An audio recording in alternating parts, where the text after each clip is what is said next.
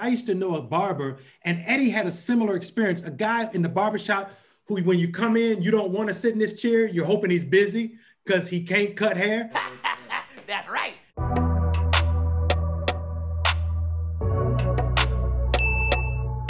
From what I understand, this movie, the idea for this movie kind of was born about 4 years ago, but I'm curious if there were any other kind of plot ideas that were maybe batted back and forth before now that just didn't make the distance. Oh, so much has changed. In the original idea, Tracy Morgan was going to be my son. Tracy, maybe right up to maybe 2 years before, 3 years into writing it, Tracy was the son still.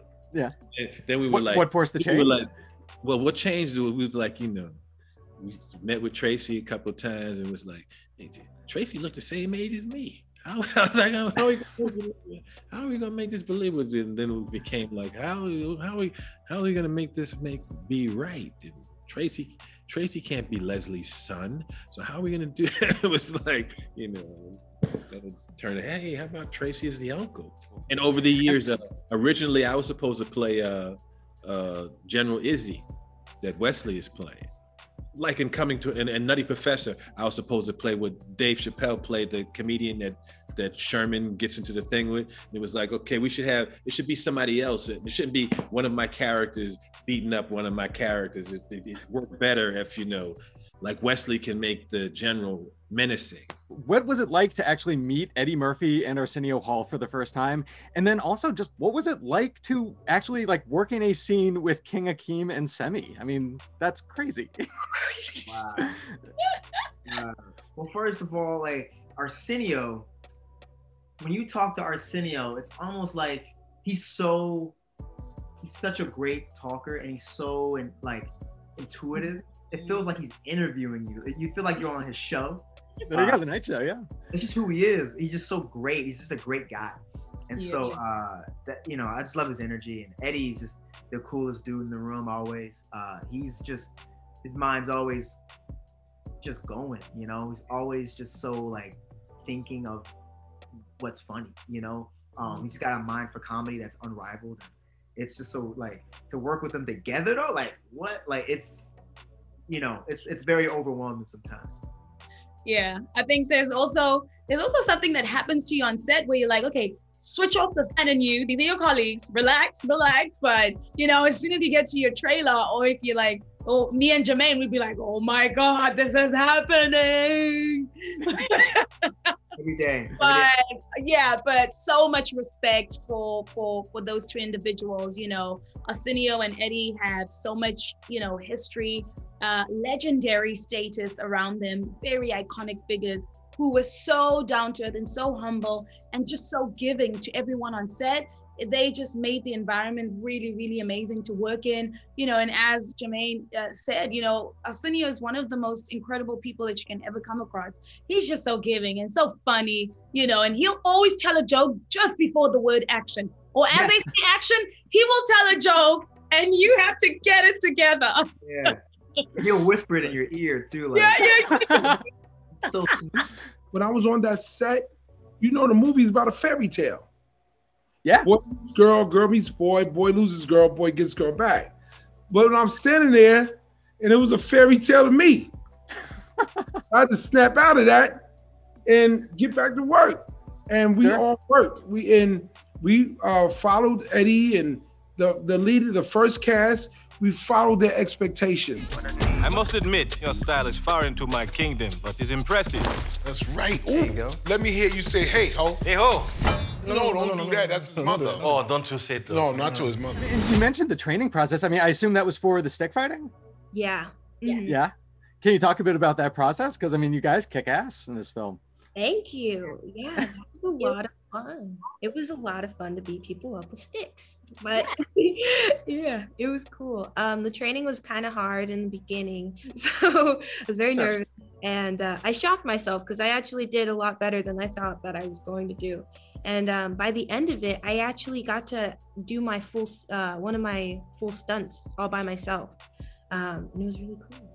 Yeah, it was lots of fun, not only training, but actually doing it on set, because I got to do these huge battle cries that took a lot out of me and run in and go full force attacking. It was so much fun. And there was even a point when we had Eddie Murphy pinned to the ground. That was so much fun. My favorite part of the original film is the supporting roles that you guys play, the Mighty Sharp crew, Reverend Brown, Randy Watson. Like, I love all of them so much. And just kind of going back to it, I'm curious just where those personalities came from, like, and how you guys kind of just made them your own through your performances. Hey, you know what? I remember the first time Eddie was talking the story down to me before the first one. And I said, yeah, but you're the character master. I don't do characters. And he says, no. He says, if you do a joke about preaching in your act, that's your preacher character, you know? And doing these things kind of a little bit came from life. Like, I used to know a barber, and Eddie had a similar experience. A guy in the barbershop who, when you come in, you don't want to sit in this chair. You're hoping he's busy because he can't cut hair. We start developing who our barbers were, you know? Yeah, and I think the whole idea of multiple characters came about with the great John Landis. Coming to America is coming to America because of John Landis. John Landis is one of the all-time great comedy directors. I think he was the one that started the idea of multiple characters. Yeah, Eric, the first treatment I read on a yellow pad had no barbershop. He ain't lying. And the very first character was the old Jewish guy. That's right. Because I was able to do that accent. He was like, it'd be hysterical if you played that character in a movie. And then it all turned into all these other guys. How much did you get to improvise and kind of add to and just create a back and forth? Greg Brewer, what he brought to us was a lot of love and a lot of freedom and confidence and guidance. And we would do 1 or 2 on paper, and then he would let us play. And if when we played was better than what was on paper, he kept that. That's Because awesome. you can look at the movie and tell some of it you can't write. Some of it, yeah, it's just the energy from the room, right? Yeah, it's just, you can't write it. I don't need no handout. Wait a minute. All right, I'm gonna pack. Okay, baby. There is a parallel to be made between your characters and the relationship between Akeem and Lisa. And was that something that you kind of kept in the back of your minds just through your performances and in your preparation? Yeah, I think it's important for, especially Akeem. He's reminded of that in the film without giving too much away. Our love for each other, you know, Marimbe and Lavelle's characters, they mirror, you know, Lisa and Akeem's, and it's something he forgot. And it isn't until he has that moment with Lisa and you know, me and Marimbe at the church where he starts to finally figure it out. You know, people forget, you know, over time you just forget what you stand for sometimes, you know, who you stand for. And I think he needed to just to see that, you know, and to be reminded of that, because we forget, and we're all human. So that parallel was very important for both films, I think. And I think also one of the most beautiful things that people fell in love with the original film is love. You know, the theme of love, the love that Prince Akeem had for his people, for Zamunda, for his dad, and the love that he had for Lisa. If you guys could swap any of those roles with each other, which one would you want to play? Oh God, Randy Jackson is hilarious. Randy Watson is hilarious, and Randy Jackson is hilarious as well. You can't take away my dignity. What about you, Eddie? Or like, which role of Arsenio's would you play from Coming to America? Oh, gee. Baba. He was gonna play Baba. Originally, I was gonna play the witch doctor role, but it was too much. It was like a 6-hour makeup, and I was going, man, I gotta do this 6-hour makeup. And Arsenio was like, well, I'll play him. And I was like, okay. And then he wound up doing that shit. And I actually saw him cry one day. He was at the end of the day. Everybody was leaving. It was 4:30 in the morning. He was sitting in the makeup chair. It takes like an hour, 2 hours to take that stuff off. And Arsenio was, I believe, he denies it, but he was crying. He had a little tissue. He said that his eye was tearing from the contact lenses, but it was kids don't just keep running down. and And he had a sad expression. He was like this, Mr. Confident. I was there till 4 in the morning. He said goodbye to me at 10. It was hard. Did you get to keep anything from the set?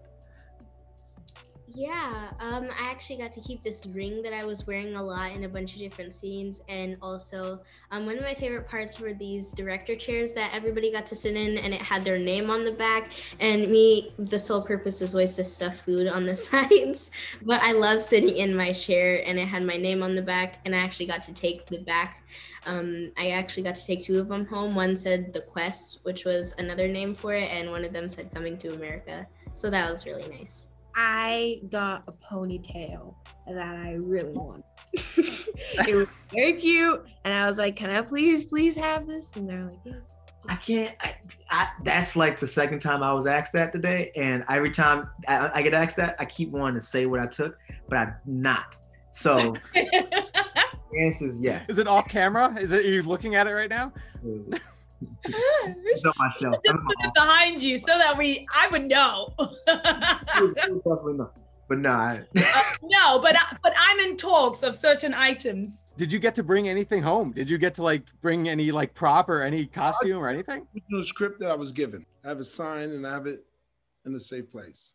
Oh, You sorry. look right here in my living room. I have one of Michael Jackson's gloves right there. Nice. Oh, so are you like a big pop culture collector? No, I'm a Michael Jackson fan. Mike Jackson. Almost ready to become a prince. Almost. It is time. Ceremonial circumcision. Bring forward the royal machete. Machete. They're gonna sharpen your tool, nephew.